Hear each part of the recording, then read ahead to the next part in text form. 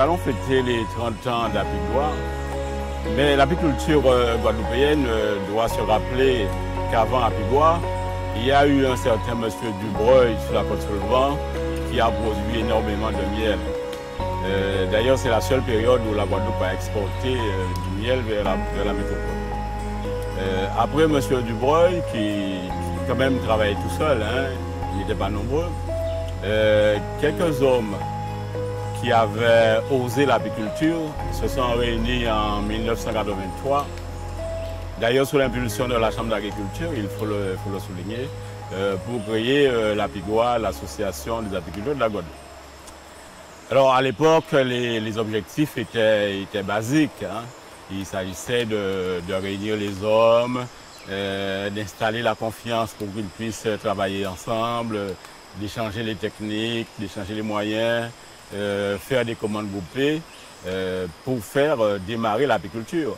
Donc ces hommes se sont réunis et on fait vivre Apigois jusqu'à la date d'aujourd'hui. Le premier président a été M. Yoyot. Dans cette équipe-là, il y avait M. Repère, qui a été ensuite président, M. Sigard, M. Séjor, il y avait les frères Jeanne et quelques autres. C'est à eux que nous devons maintenant l'association Apigois.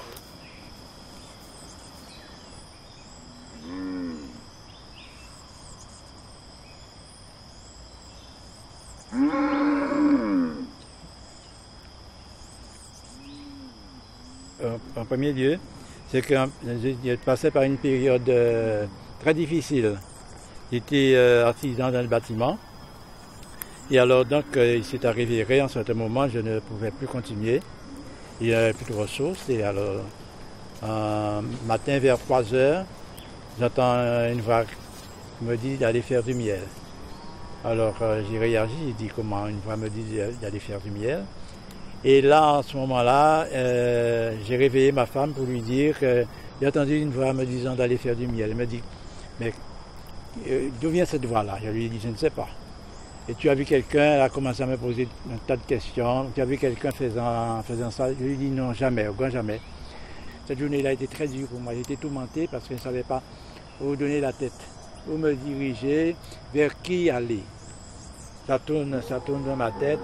J'ai dit qu'est-ce que je dois faire. Et après, je me suis rappelé qu'il y avait quelqu'un, un ami qui faisait ça quelque part. Et là, je me suis dirigé vers lui et je l'ai trouvé. Et là, il m'a montré ses ruches. C'était 4 morceaux de planches qu'il avait rassemblés, qui faisaient à peu près 60 cm de longueur. Et à l'intérieur, ça faisait à peu près 15 à peu près. Alors donc, je lui ai dit comment il fait pour récolter le miel. Il m'a dit qu'il prend de la fumée, il donne à l'entrée de la ruche. Ensuite, il passe à l'arrière. Il avait mis une petite trappe. Il enlève la trappe et il en fume. Et les abeilles vont devant. Et là, il prend son couteau, il découpe les gâteaux, il met dans un seau. Et il rentre chez lui le soir, il presse à la main et après il filtre dans un tissu. Et il met ça dans une dame jeune. Alors je lui dis, mais un essaim que je trouve dans un tronc d'arbre, sous une roche, comment je fais pour faire, pour sortir? Il refuse de me dire. Et alors donc ça est passé, je suis retourné à un autre moment, je lui ai dit, je voudrais savoir exactement ça. Et là, à ce moment-là, il m'a expliqué comment faire. Et quand il m'a expliqué comment faire, je suis rentré chez moi, il était plus convaincu, j'ai senti que j'avais une force en moi. Alors j'ai dit, bon, je vais faire des boîtes. Alors j'ai commencé à faire des boîtes un peu carrées, avec une petite fente et tout ça. Eh bien, j'ai passé la journée dehors, pour aller chercher les abeilles et tout. Et au fur et à mesure que j'amenais des essaims chez moi, au fur et à mesure aussi qu'ils s'en allaient. Parce que les conditions n'étaient pas réunies. La façon de faire était bonne, si on veut, mais c'était un peu différent. Alors donc, quand j'ai vu ça, j'ai dit, bon, qu'est-ce que je vais faire? Je parle de ça à un de mes frères. Il me dit, il y a quelqu'un à Gosier qu'il connaît qui fait ça. Et il m'a dit qu'il va le voir pour moi. Il est allé le voir et il m'a téléphoné pour me dire que son ami m'a dit de venir. Alors donc il m'a donné un rendez-vous ce jour-là, je me rappelle comme aujourd'hui, il m'a dit de venir vers 15 h. Mais à midi j'étais chez lui. Il était tellement mordu par cela et quand il m'a vu arriver, je n'oublierai jamais qu'il m'a reçu très bien, chaleureusement. Et il m'a dit, c'est Fritz. Je lui ai dit oui. Il m'a dit, le frère de mon ami, c'est mon ami. Je n'oublierai jamais ça. Et comme il avait un atelier de soudure, il a arrêté de travailler, il a laissé ses ouvriers. Il a pris sa protection, il a allumé son enfumoir et il m'a amené dans une ruche. Et là, j'ai vu comment les ruches étaient constituées. Il avait des ruches à cadre et tout ça. Et donc, il m'a dit, si je veux vraiment apprendre ça, est-ce que je voudrais venir avec lui les après-midi? Je lui ai dit, pas de problème. Et là, maintenant, je fixais des rendez-vous et j'allais de temps en temps avec lui. Et c'est lui qui m'a appris à récupérer vraiment des essaims.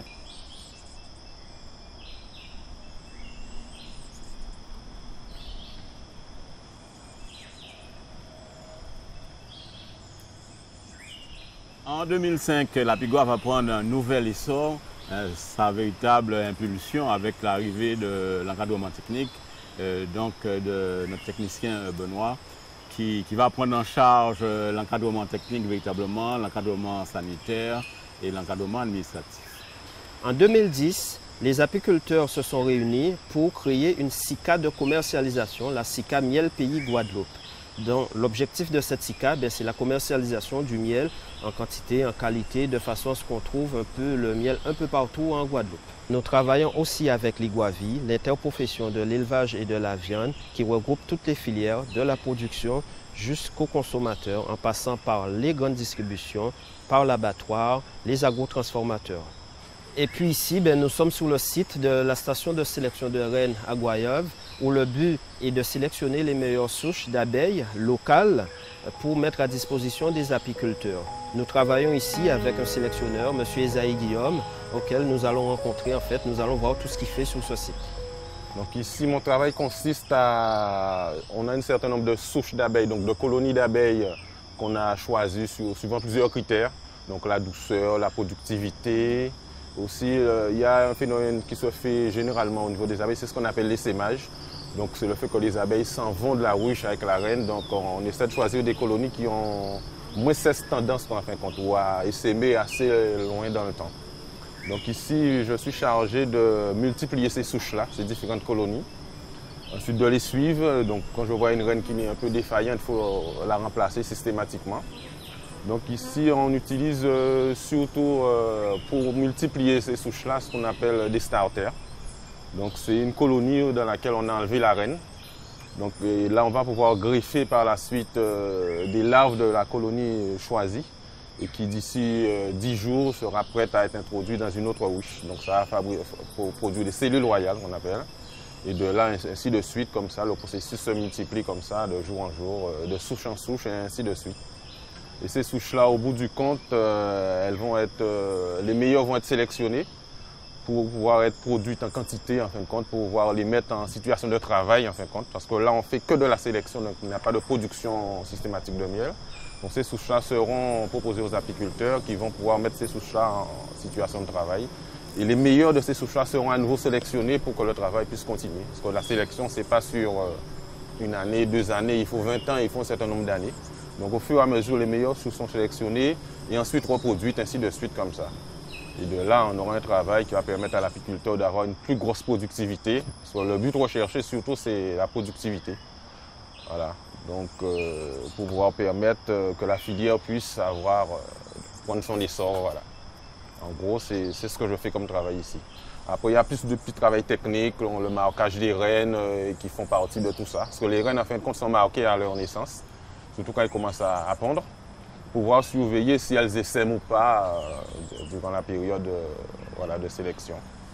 Et à part la suite, il y a beaucoup de petites manipulations qu'on fait, récupérer des cadres de couvain pour renforcer le starter, parce que le starter doit rester constamment sans reine. Donc il faut tout le temps l'alimenter en fin de compte en jeunes abeilles. Donc pour cela, on utilise des cadres de couvain. Le couvain, en fin de compte, c'est tout ce qui concerne le développement de l'œuf jusqu'à l'éclosion de l'abeille. Voilà, tout ça s'appelle le couvain. Il y a plusieurs phases. Voilà. Donc on utilise surtout ça pour alimenter notre starter et greffer continuellement, toujours beaucoup d'observations surtout.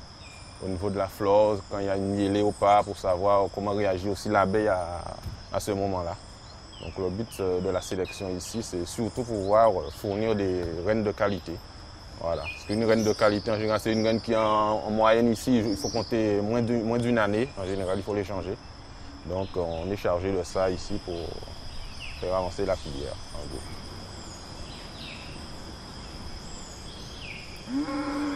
Depuis quelques bonnes années, on se rend compte qu'il y a de moins en moins d'abeilles. Et là, personne ne sait exactement parce que là, jusqu'à présent, nous arrivons à maîtriser un peu le problème de varroa, parce qu'on a suffisamment de produits pour les détruire, mais pendant ce temps, les abeilles disparaissent, nous ne savons pas. Certains disent que c'est à cause des pesticides, des insecticides, aussi certains pensent que c'est la fumée du gasoil, des véhicules et tout ça. Nous ne savons pas, parce qu'ici, il n'y a pas de centre de recherche pour faire des recherches approfondies pour nous dire exactement qu'est-ce qui cause la disparition des abeilles. Bien, l'avenir, pour moi, ne paraît pas très belle. Elle ne paraît pas très belle. Elle paraît très belle si on était sûr de trouver les causes de la disparition des abeilles. Parce que là, quand il n'y a pas d'abeilles, il n'y a pas de pollinisation. Et je me rappelle, il y a une émission que j'ai suivie à la télé, où les scientifiques disaient, quand il n'y aura plus d'abeilles, le monde finira.